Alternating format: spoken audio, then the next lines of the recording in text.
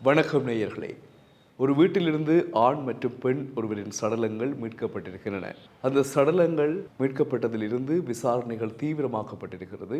ஆனால் இதுவரைக்கும் அந்த சம்பவத்தை செய்தது யார், எதற்காக என்ற விடயம் இதுவரையில் வெளியாகவில்லை. போலீசாரும் அது தொடர்பாக என்ன சொல்லியிருக்கிறார்கள் என்றால், சரியான ஒரு ஆதாரம் இல்லாமல், உறுதிப்படுத்தப்பட்ட தகவல்கள் இல்லாமல் நாங்கள் அதை வெளியிட மாட்டோம் என்று போலீசாரும் விடாப்பிடியில் இருக்கின்றார்கள்.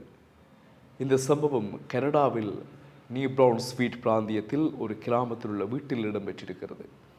திடீரென்று போலீசாருக்கு கிடைத்த தகவலை அடுத்து போலீசார் விரைந்து சென்று வீட்டை சுற்றி வளைத்து உள்ளே புகுந்திருக்கின்றார்கள்.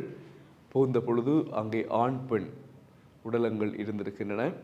அவற்றை எடுத்து வைத்தியசாலைக்கு அனுப்பி தடய பொருட்கள், ஆதாரங்கள் எல்லாவற்றையும் போலீசார் மிகவும் கவனமாக சேகரித்து ஆய்வுகளை மேற்கொண்டு வருகின்றார்கள்.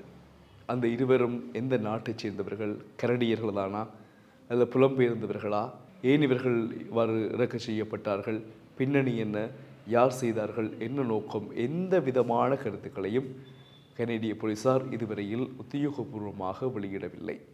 சம்பவம் மட்டும் சொல்லியிருக்கின்றார்கள். நான் நினைக்கிறேன் இதற்கான சரியான ஒரு ஆதாரத்தை வைத்துக்கொண்டுதான் விடயத்தை வெளியிட வேண்டும் என்பது அவர்களுடைய விருப்பாக இருக்கலாம். இந்த செய்தியை நாங்கள் உங்களுக்கு முதலில் தருவதற்குரிய காரணம், கனடா நாங்கள் நினைக்குமா போல் ஒரு மகிழ்ச்சியான நாடாக இப்பொழுது இல்லை. ஏனென்றால் கனடாவில் இருக்கக்கூடிய பல நகரங்களில் இவ்வாறான வன்முறை சம்பவங்கள், தாக்குதல்கள், பல பிரச்சனைகள் புரையோடி இருக்கின்றன, நிறைய காணப்படுகின்றன. அதிகளவான உலக மக்கள் கனடாவுக்குள் புகுந்துள்ளதன் காரணமாக இயல்பாகவே அங்கு வன்முறைகள், பிரச்சனைகள் எல்லாம் அதிகரித்து கொண்டிருக்கின்றன. கனடாவில் வாடகைகள் மற்றும் டேக்ஸ் எல்லாம் அதிகரித்திருக்கிறது. அதனால் அந்த நாட்டவர்களே மிகவும் டேக்ஸ் குறைந்த, வாடகை குறைந்த இடங்களுக்கு இடம்பெயர்ந்து செல்லக்கூடிய ஒரு நிலையும் ஏற்பட்டிருக்கிறது. அந்த நாட்டினருக்கே இந்த அவலம் என்றால், இங்கிருந்து சென்று அங்கு வாழ்பவர்களுடைய நிலையை எண்ணி பாருங்கள். பார்ப்பதற்கும் கேட்பதற்கும் எங்களுக்கு சில செய்திகள் மகிழ்ச்சியாக இருக்கலாம்.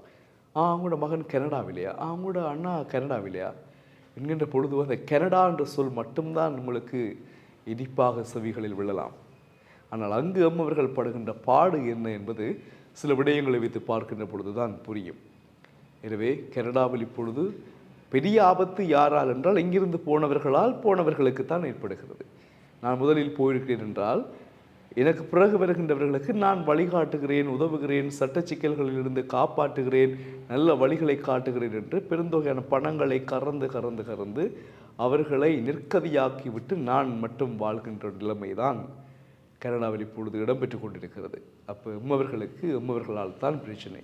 இது எப்படி என்று சொன்னால், 2009ஆம் ஆண்டு இறுதி யுத்தம் இடம்பெற்றதன் பின்னர் கொழும்பிற்கு செல்லலாம் என்ற நிலை வந்தது இல்லையா? அப்போ கொழும்புக்கு சென்றவுடன் குறிப்பாக கோல் ரோட், வெள்ளவத்தை, வம்பலப்பட்டி, தெஹிவளை போன்ற பிரதேசங்களில் உள்ள தமிழர்கள் இங்கிருந்து போகின்ற தங்கள் உறவுகளை, இனத்தவர்களை தங்கள் வீட்டில் ஒரு வாடகைக்கு ரூம் கொடுப்பதற்கே எத்தனையோ ஆயிரங்களை வேண்டிய காலம் அது. ஆனால் தப்பாக நினைக்கக்கூடாது, சில இடங்களில் உள்ள சிங்கள மக்கள் தங்கள் வீட்டில் ஒரு அறையை அல்லது வீட்டை வாடகைக்கு அவ்வாறு கொடுப்பதில்லை. இது நானே நேரில் பார்த்த அனுபவம். எனவே இதே போல தான் இப்பொழுது கனடாவில் இடம்பெற்று கொண்டிருக்கிறது. எம்மவர்களால் தான் நம்மவர்களுக்கு பிரச்சனை ஏற்பட்டிருக்கிறது. ஆனால் இது என்ன மாதிரி பிரச்சனை என்பது நாங்கள் சரியான முடிவின் அடிப்படையில் உங்களுக்கு கூறுவோம். எதற்காக சொல்லுகிறோம் என்றால், ஒவ்வொரு நாட்டிலும் இருக்கக்கூடிய சட்ட சிக்கல்களை சரியான முறையில் நாங்கள் அறிந்து கொண்டு செயற்படுவதுதான் சால சிறந்தது. இல்லை என்றால் இது போன்ற விபரீதமான விளைவுகளை சந்திக்க வேண்டிய நிலை ஏற்படும் என்பதற்காக ஒரு விழிப்புணர்வு செய்தியாக நாங்கள் இதை வழங்கியிருக்கிறோம். தொடர்ந்து இணைந்திருங்கள். வணக்கம்.